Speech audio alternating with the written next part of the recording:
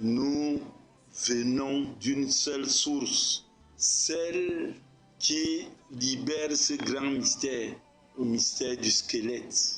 Le mystère du squelette nous amène à comprendre qu'au-delà de tout ce que nous disposons, tout ce que nous avons, tout ce que nous réclamons, tout ce que nous affirmons comme identité, chaque fois que ce Père céleste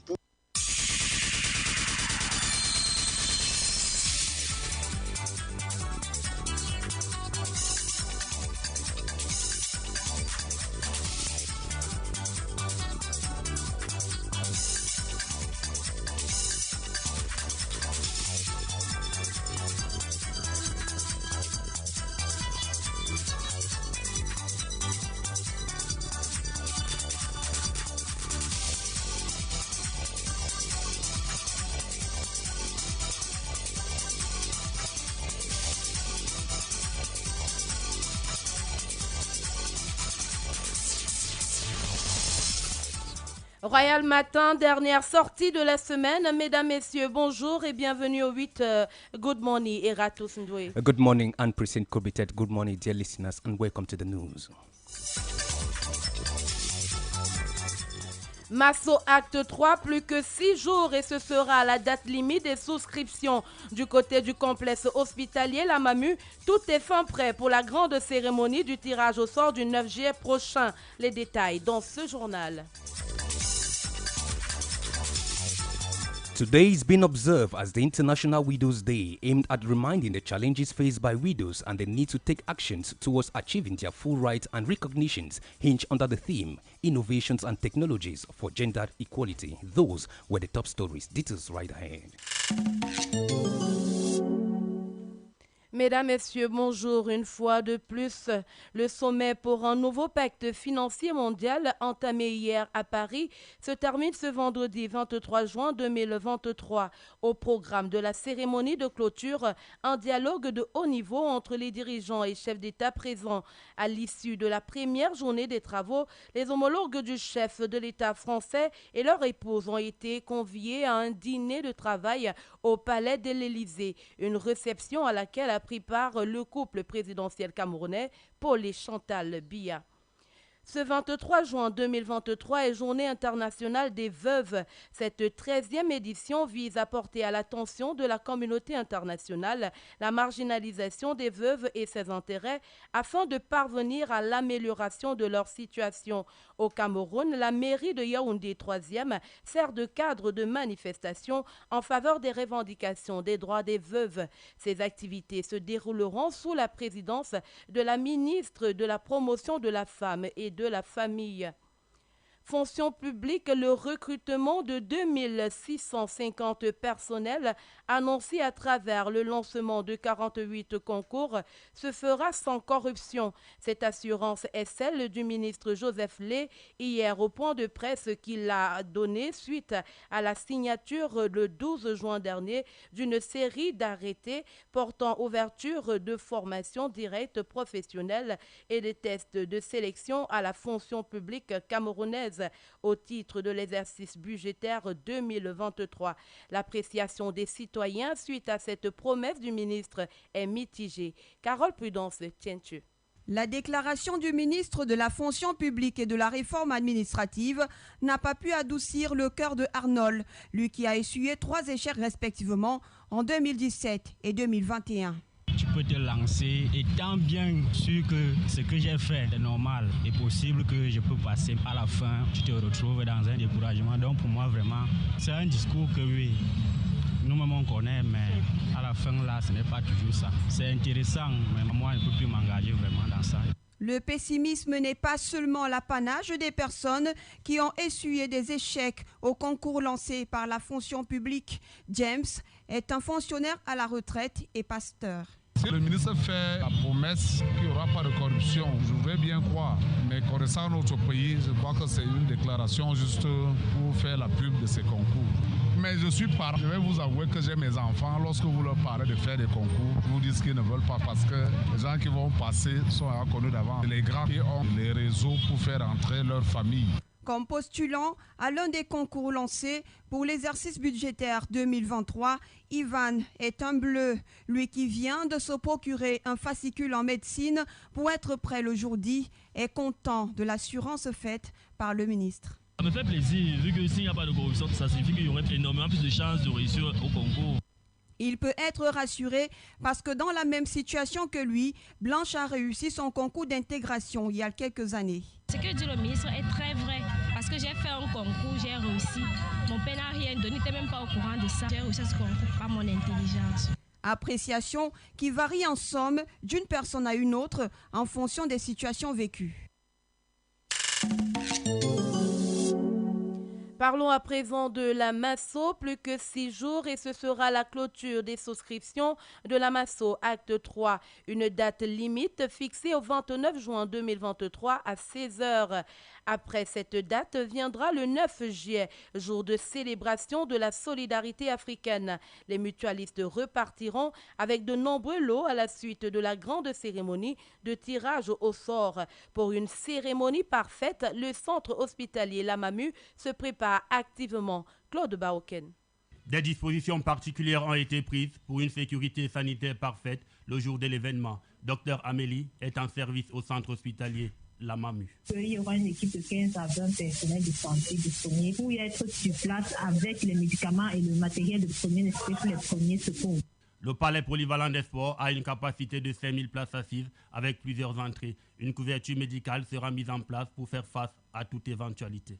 À chaque entrée, c'est-à-dire l'entrée centrale qui est en bas et les deux entrées à l'étage, entrée haute, entrée est, sera 2 personnes habillées en choisible et avec des gels de main. Et à l'intérieur, il y a 6 postes et à chaque poste, il y aura 2 personnes également. Donc, le but de cette grande poste fixe, c'est que s'il y a quelqu'un qui ne se sent pas bien, on l'emmène dans l'ambulance pour prendre son médicament. La fête de la solidarité africaine débutera à 14h le dimanche 9 juillet. Plusieurs mutualistes sont attendus. Pour une célébration sans incident, le docteur Amélie invite l'ensemble de ceux qui y seront à plus de civisme. Le conseil que moi je vais donner, c'est de vraiment respecter les consignes qui sont mises en place, respecter l'arrêt, respecter les alignements, éviter en fait les bousculades de tout genre. Les femmes enceintes n'ont qu'à se signaler longtemps avant. Pourquoi vous savez respecter la discipline? Si on dit un rang, entrez à un seul rang, prenez place à pied, vous évitez de trop vous mobiliser. Elle conseille également à ceux qui ont une santé fragile de prendre des dispositions nécessaires pour éviter de se mettre en état de choc. La mutuelle d'assistance et de solidarité garantit la retraite de ces mutualistes. Elle leur donne la possibilité de recevoir jusqu'à 5 millions de francs CFA. Pour bénéficier de la prime, le mutualiste doit s'acquitter régulièrement et de manière consécutive des cotisations au Fonds de solidarité Masso pendant une durée de 20 ans. Il devra également avoir atteint l'âge de 60 ans révolu. Il est nécessaire qu'il ait en possession ses fiches d'identification ainsi que ses livrets de cotisation à jour. La page internationale. États-Unis d'Amérique, la commercialisation de la viande de poulet cultivée en laboratoire par 2 entreprises est désormais autorisée dans le pays. Le ministre américain de l'Agriculture a inspecté et approuvé les systèmes de sécurité sanitaire de fabrication de cette viande. Ces produits seront disponibles dans certains restaurants dans les prochains jours.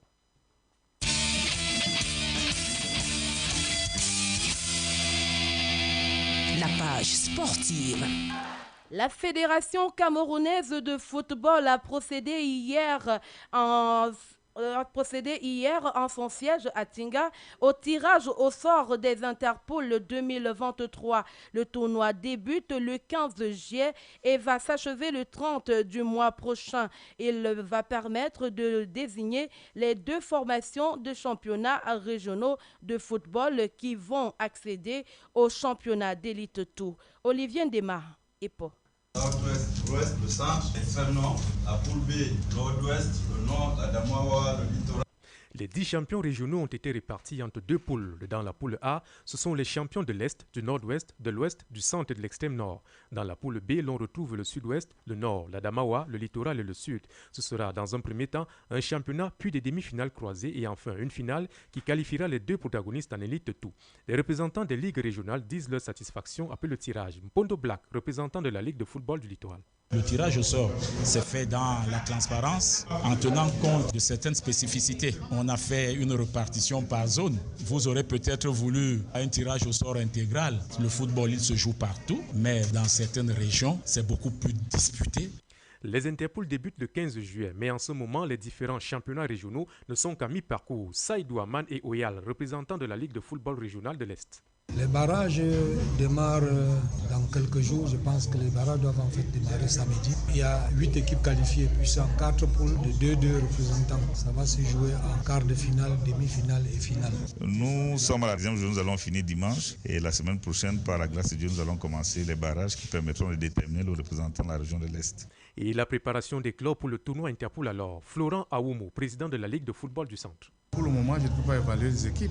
Je ne connais pas encore les équipes. Si quelqu'un vous dit qu'il va évaluer les équipes maintenant, là, ça c'est un menteur. Puisqu'il faut d'abord voir les équipes qui viennent du sud-ouest, qui viennent de l'est et de l'ouest. Là, je peux vous dire que je peux évaluer les équipes. Mais là, je ne peux pas évaluer les équipes. Mais je suis sûr que dans mon championnat, le meilleur qui va passer sera champion. À l'instar d'un Pondo Black de la Ligue du Littoral, d'aucuns espèrent un changement de calendrier. L'on pourrait accuser peut-être un décalage de 2-3 jours. C'est par expérience que je le dis. Par rapport à la date de démarrage, puisqu'en fait c'est une compétition qui devrait regorger les différents champions. Vous ne saurez aller à une compétition où les équipes que vous voulez qu'elles participent n'y soient pas. On a toujours eu ce cas de figure. Le match d'ouverture des Interpools 2023 va mettre aux prises le 15 juillet les champions de l'Est et du Sud-Ouest. Il faut dire que ce tournoi s'achèvera le 30 de ce mois, c'est-à-dire le 30 du mois de juillet 2023. Merci à vous, Ndema et Paul. La deuxième partie de ce journal en langue anglaise avec vous, ERATUS Ndoué.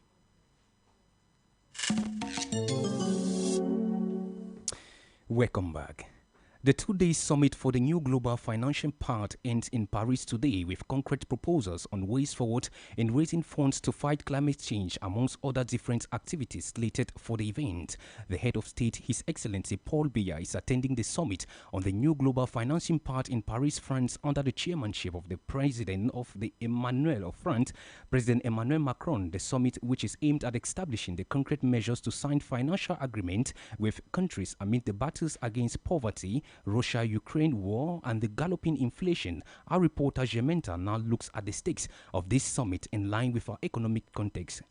The new Global Financial Pact comes few months to BRICS summit organized to change the economic narrative of countries willing for new economic opportunities. But as the France summit kicked off, the economist Chumulu Eugene brings out this fact. Most of our money does not have maybe an autonomy in the market currency from currency. And so if the government attending this meeting does not stand very firm to defend us, to defend the Africans, to defend the country, especially in moments of financial difficulties like that, we will still remain in the problems. We will still remain debtors. We will still continue to borrow from what we are being worked, and at the end of the day, it may distort us. The economist Chumulu Eugene further sheds light on stakes of this summit with Cameroon's participation. We are into debt, and if measures are not taken in this summit, we will engage more into debt. And once we are in debt, we will continuously suffer. And so we are pleading, our desire that the president should take up measures that will be able to sustain, that will be able to help, that will be able to bring us out of where we are and to place us on a better position in the economic sphere.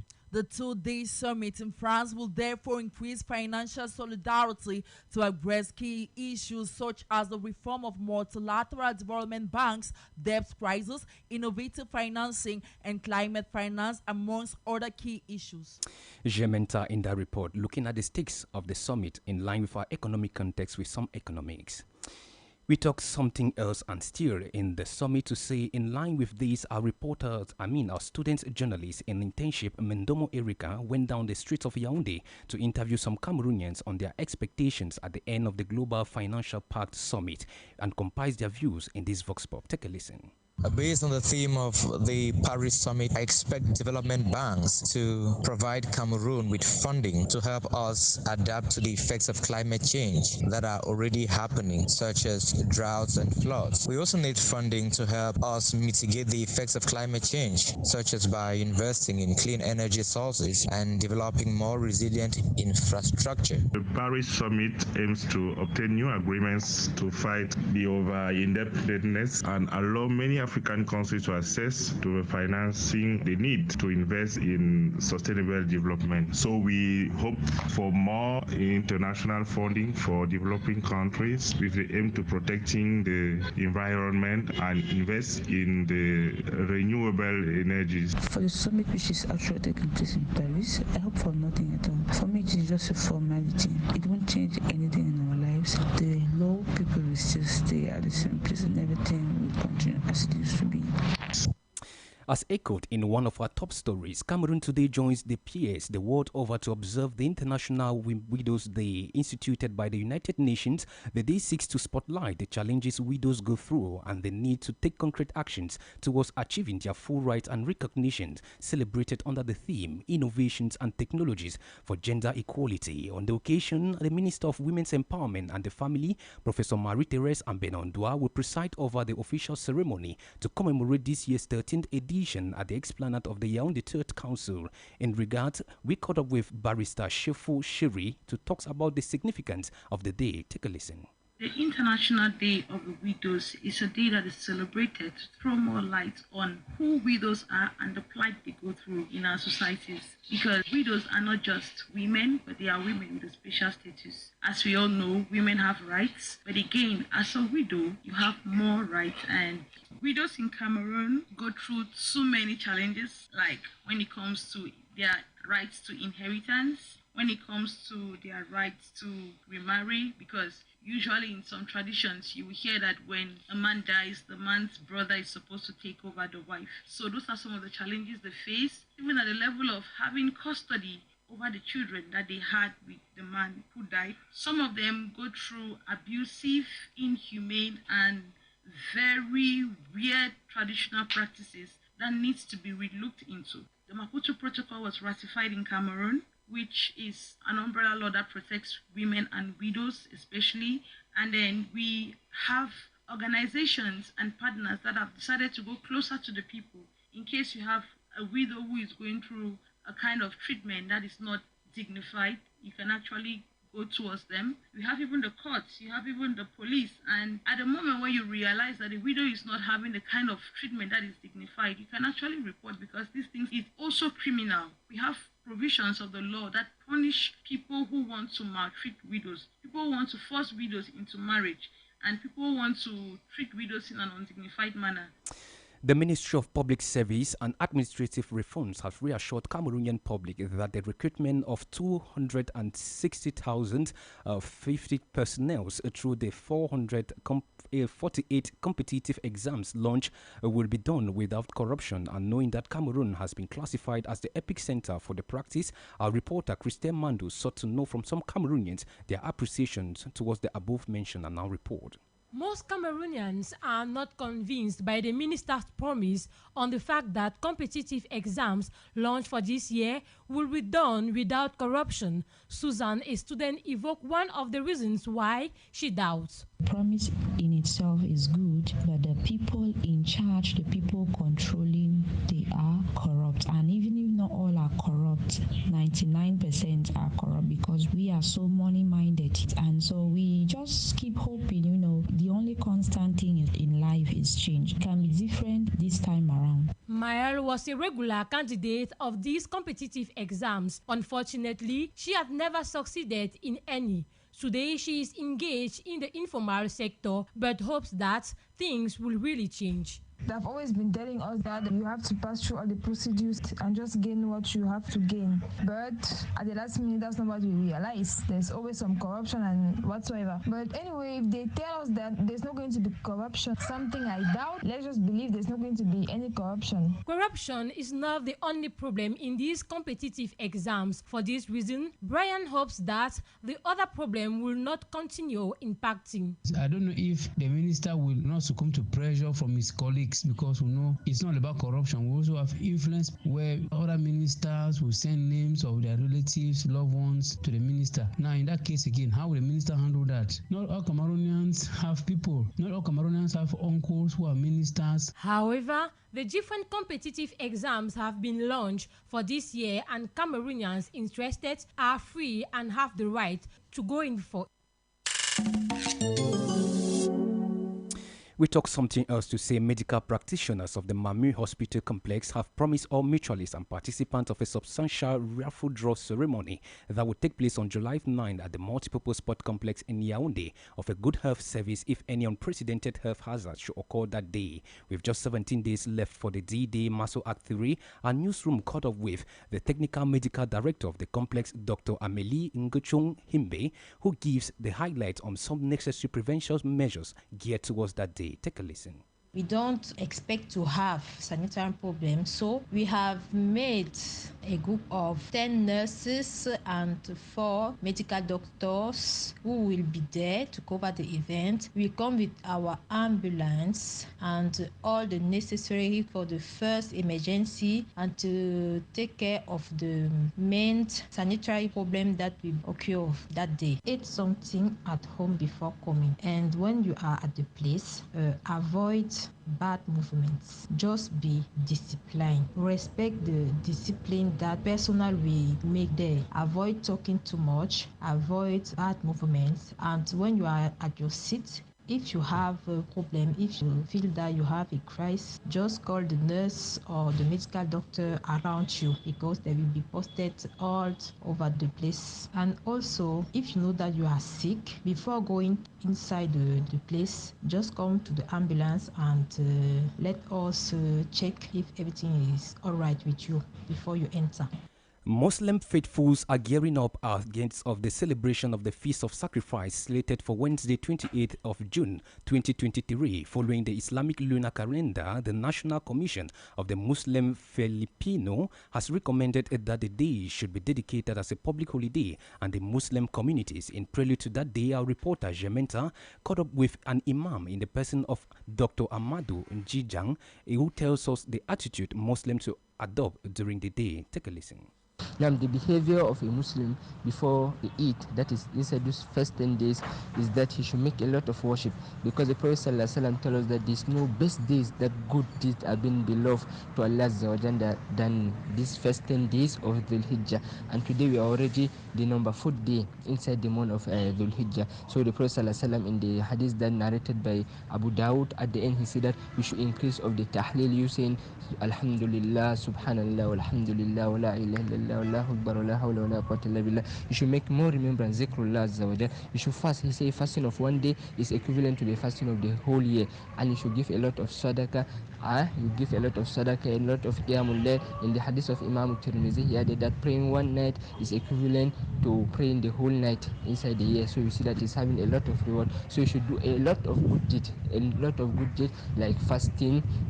We have praying night prayers, giving sadaqah, and now you should increase more of zikrullah, subhanallah, alhamdulillah, la ilaha illallah, Allahu Akbar, and reading of the Holy Quran. So inshallah, this is the behavior of the Muslim during these first 10 days of Dhul Hijjah. Assalamu alaikum wa rahmatullah. Without transition, we talk sport to say Cameroon today joins the rest of the world to observe World Olympic Day, celebrated every 23rd of June. The day seeks to promote the Olympic values based on the 3 pillars: move, learn, and discover. In line with this celebration, the Cameroon National Olympic and Sport Committee, with at 11 a.m., organized an event at their headquarters.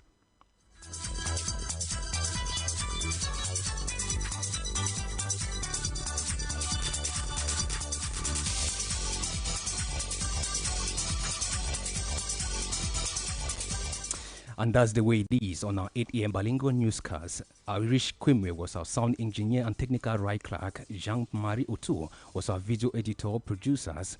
We have Evans, William Jobati, and Christelle Mando. The news was edited by Jementa and Bertrand Warner. Editorial coaching Ebebela Samari, and coordination Jean Patient Tala. And for general supervision, Reverend Pastor Bisai Emmanuel Noel. And for presentation, we have been ERATUS Ndue and PRISCILE KOUBITEB. Thank you, dear listeners, for listening, and take a rendezvous for next time. And PRISCILE? Merci à toi, ERATUS et excellent début de week-end. Same to you. Retrouvez Eric Christian Kwam à 12h pour le grand journal du vendredi. Il nous a rejoint dans ce studio. Lui, c'est le commandant Francis Libéral. Bonjour. Bonjour Anna. Comment vous allez? Oui, je vais bien Anna. Et toi-même? Anna. Je vais bien par la grâce de Dieu. Vous êtes là pour Ekomba Royal. Dernière sortie de la semaine jusqu'à 12h. Restez connectés à tout de suite. Mesdames, Messieurs, passez un excellent début de week-end.